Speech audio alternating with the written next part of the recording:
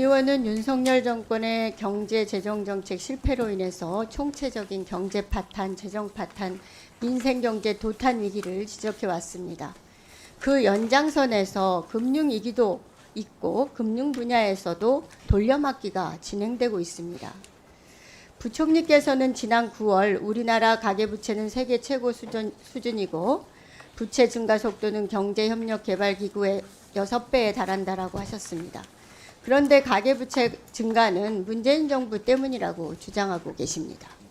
고금리 고물가 상황에서 정작 문재인 정부가 마련한 DSR, DTI, LTV 등 부동산 대출 규제를 풀어서 가계부채가 폭증하도록 만든 윤석열 정부야말로 부동산 부양을 위해서 가계부채를 증가시키고 있는 장본인입니다.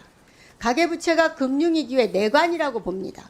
말로만 가계부채의 심각성을 거론하지 말고 가계부채를 실질적으로 줄일 수 있는 특단의 대책을 하루빨리 세울 것을 다시 한번 촉구합니다. 한국은행 총재님, 한국은행 감사에서 가계부채 속도가 잡히지 않으면 금리 인상을 심각하게 고려하겠다고 하셨죠? 가계부채의 심각성에는 동의하시죠? 중장기적으로 동의합니다. 가계부채 총액이 얼마인지 아십니까? 예, 1000조, 1800조 정도입니다. 네, 6월 말 현재 1846조입니다. 한국은행이 금리 0.25%를 올리면 가계부채 차주들의 이자 부담이 얼마나 늘어나는지 아십니까? 3조 정도. 네, 3조 정도 가중됩니다. 0.25%만 올려도 빚진 국민들의 이자 부담이 무려 3조가 늘어나는 거예요. 무서운 상황입니다. 자영업자가 부담하는 이자 비용만 해도 1조 8천억이라고 보고하고 있습니다.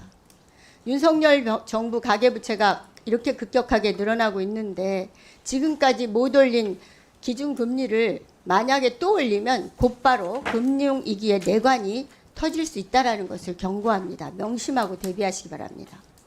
윤석열 정부는 작년 9월에 김진태발 레고랜드 사태가 일어나자 50조 원 플러스 알파로 자금시장 안정화를 꾀한다고 했고요. 브릿지론을 본 PF로 전환할 수 있도록 10조의 보증 지원을 발표했었습니다. 부동산 PF 시장 경색을 막는다면서 33조 추가 발행이 예정된 국고채 발행도 미뤘었습니다. 기억하실 겁니다. 그런데 이것도 모자라서 가계부채 폭등하고 있는데도 부동산을 뒷받침하고 있는 겁니다. 윤석열 정부의 보호 속에서 부동산 PF 시장은 올해도 2조 8천억이 증가해서 133조나 됩니다. 지난 9월 26일 대책에서는 PF 사업장에 대한 공적 보증기관 보증 규모를 15조 원에서 25조 원으로 확대했습니다. 7조 2천억 원 이상의 정책 금융도 투입하기로 했습니다. 또 제2금융권 부동산 PF 사업 정상화를 위해서 5천억 원 규모의 배드뱅크도 조성한다고 하셨습니다. 윤석열 정부의 부동산 정책 목표는 서민 주택시장 안정이 아니라 건설사의 부도 방지가 아닌가 이렇게 생각이 들 정도입니다. 왜 이렇게 부동산 PF 대출에 목을 맵니까? 건설사들은 부동산 시장이 흥청망청할 때 PF를 활용해서 떼돈을 벌었고 수십억 원의 성과급 잔치도 벌였었습니다. 국민들은 천정부지로 치솟던 부동산에 영끌 빚까지 내서 부동산을 샀는데 지금은 이자에 허덕이면서 한계 상황을 맞이하고 있는 처참한 상황입니다. 그런데 윤석열 정부는 가계부채에 시달리는 국민들은 외면하고 부동산 PF 시장 부양을 위해서 빚을 국민들에게 전가시키면서 세금까지 투입하고 있는 양상입니다. 이거 윤석열 정부 부동산 카르텔 아닙니까? 그리고 부총리님, 네. 한국은행 총재님, 부동산 PF발 금융위기의 단초는 새마을금고 사태입니다. 인정하실 겁니다. 새마을금고가 부동산 PF 부실로 뱅크런 사태에 이르자 정부는 7월 기재부 금융행안위 한국은행 등이 모여서 범부처 대응단을 꾸렸죠. 시중은행에 팔을 비틀어서 새마을금고 RP를 사도록 했습니다. 더욱이 한국은행 총재께서는 영리법인을 여신지원 대상으로 규정한 한국은행법 80조 해석을 우회해서 비영리법인인 새마을금고의 여신 공급 가능성을 밝히고 사실상 보증까지 서줬습니다. 그런데 새마을금고 부실 위험이 계속되고 있어요. 최근에 남양주 동구 새마을금고에서 부동산 대출 650억 원 부실 발생했어요. 이런 부실 새마을금고들이 올 한 해만 8곳이 합병 대상이 됩니다. 6월 말 기준 새마을금고 기업 대출이 111조가 넘었고요. 그중에 부동산 담보, 관리형 토지 신탁 대출, 건설업 대출이 56.8%인 63조나 됩니다. 전국에 새마을금고 몇 개인지 아십니까? 부총리님? 한국은행 총재님, 전국에 새마을금고 몇 개 있는지 아세요? 6월 말 현재 1293개입니다. 근데 연체율 몇 프로인지 아세요? 10%가 넘는 부실 금고가 109개나 됩니다. 순고정 이하 여신 비율이 7%를 넘는 취약 금고가 166개나 됩니다. 자산 적정성 4급 이하 76곳, 종합평가 4등급 이하 12곳, 최근 새마을금고가 미국 PF 투자 실패로 500억 원을 날렸다는 거 아십니까? 그야말로 새마을금고가 금융위기의 내관입니다. 정신들 차리세요. 이 지경이니까 새마을금고가 9 내지 12% 특판 예금을 판매하고 있어요. 더욱이 작년에 고금리로 유치한 100조 원 예금의 만기가 돌아오고 있고, 뱅크런 이후에 수익이 악화되니까 잠재적 부실이 더 악화되는 악순환에 빠져 있습니다.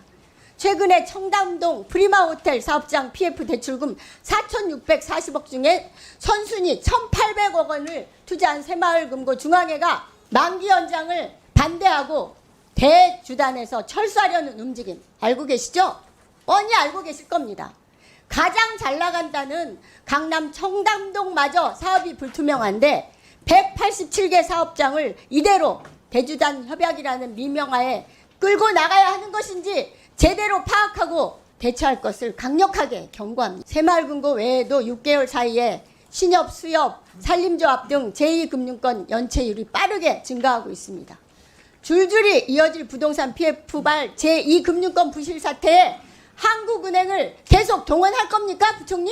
윤석열 정부가 부동산 시장에 매달려서 경제정책을 망치고 있는데 한국은행 총재께서는 계속 반감만 하고 계실 겁니까? 전문가로서 양심을 되찾으시기 바랍니다. 두 분 다 따로따로 답변하십시오. 예, 우선 제가 먼저 말씀드리겠습니다. 우선 뭐 복잡한 많은 설명보다는 한국은행을 동원한 적이 전혀 없고, 대한민국 시스템이 중앙은행을 동원한다고 동원해질 것도 아니고 그런 발상 저희들 전혀 하고 있지 않다. 여러 업권, 특히 제2금융권에 관해서 우려 말씀을 주시는데 뭐 시장 안정시켜야 된다는 데 대해서는 전적으로 동의를 하고요. 하지만 우리가 늘 뭐 알려진 지표 여기에 대해서 우리가 늘 살피고 또 필요한 부분을 우리가 대응을 해야 되는 거 전적으로 동의를 하는데, 예, 그리고 문제 인식은 가계부채 안정적으로 관리해야 된다. 정신 바짝 차리고 해야 된다. 전적으로 공감한다는 말씀을 드립니다. 예, 총재님. 예, 저 추가로 드릴 말씀 없습니다만 부총리께서 말씀하신 것 외에 사실 존경하는 양 의원님 말씀하신 여러 그 개별 기관들의 전체적으로는 저희가 감내할 수준이지만 개별 기관들의 그 어려움이 있기 때문에 양 의원님 말씀하신 그 팩트 때문에 저희가 시장에 개입해서 안정화를 시켜서 지금 현 상황은 정부가 아무것도 안 한 것이 아니라 정부와 한국은행이 일정한 조치를 했기 때문에 그 많은 문제들이 터지지 않고 지금 온 것이고요.